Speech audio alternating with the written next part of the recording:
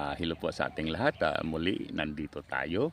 Nakakainggit ang mga bansang tulad ng Singapore, South Korea, Taiwan, yung mga nasa Middle East countries.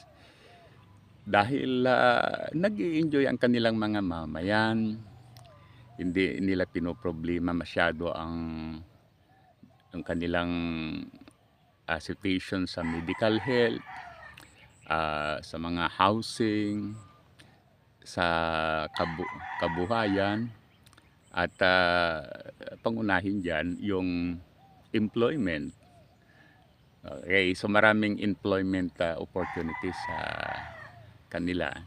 Dahil siyempre pag ang isang bansa ay develop, marami yung mga industries, so nangangailangan sila ng mga trabahador, mga workers, at iba pa. Kaya nag-generate siya ng employment.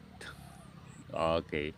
So dito sa atin, nakikita natin talagang umuunlad din tayo. Ngunit malayo pag ikumpara mo doon sa mga developed countries. At so sad to say, nakakalungkot na sa nakikita ko, ang isang causes kung bakit hindi tayo umuunlad ay yung politics. Okay. So i-analyze natin yung sa ngayon. Yung awayan ng mga Marcos at saka Duterte, may malaking negative effect yan sa bansa. Yung image natin sa international community ay nasisira. So therefore, halimbawa yung mga investors na gustong pumunta rito, so they will think many times dahil dito sa mga nakikita nilang mga kaguluhan. Ganun yan. Ikaw nga, kung ikaw ay mag-invest sa isang lugar, dapat i-assure mo na tahimik yung lugar. Ngunit kung ganyan nga ang nangyayari dito, may itong Vice President natin, grabe yung ipinapakita na unusual, unique. Unique in sasabihin na parang undiplomatic, unacceptable sa standard ng modern society, etc. etc. So, talagang malaki ang naging negative effect nito. Kaya sana yung bangayan ng mga ganitong mga grupo, i-stop natin yan. Tinitingnan natin yung kung bakit nagkaganon yan, bakit nagkaroon ng awayan ang dalawang grupo na yan. So nakikita natin, it's rivalry. Okay. Dahil nga doon noon nasabi na may yung term sharing, but kung titingnan mo talagang hindi pwede na kung ikaw ay presidente, dapat ikaw ay presidente. Kung ikaw ay vice president, din dapat ikaw ay vice president. So, hindi pwedeng term sharing. Dahil against yan sa ating constitution, Then, ano ba yung sitwasyon? Ginugulo ng mga Duterte ang government. Maliwanag yan,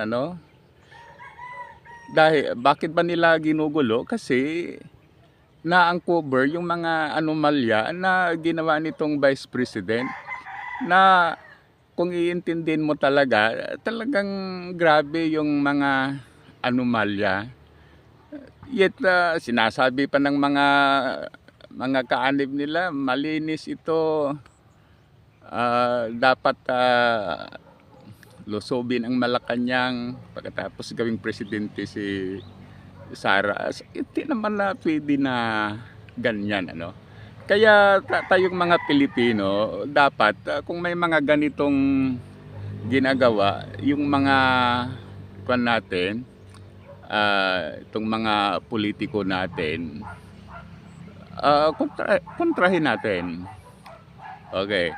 Kasi maliwanag naman na ang gusto ng mga Duterte, manatili sila sa kapangyarihan. Gusto nilang manatili sa kapangyarihan. Ngunit hindi naman pwede na ganyan. So, pagkatapos sa marami itong mga pagbabanta, etc. Okay, ganun. Kaya hindi maganda.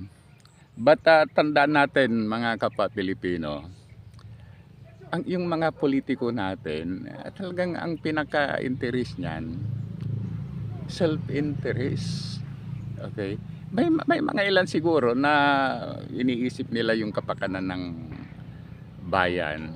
Ngunit karamihan, kung paano sila manatili sa pwesto, kung paano pa sila mas yayaman, at saka iba paano.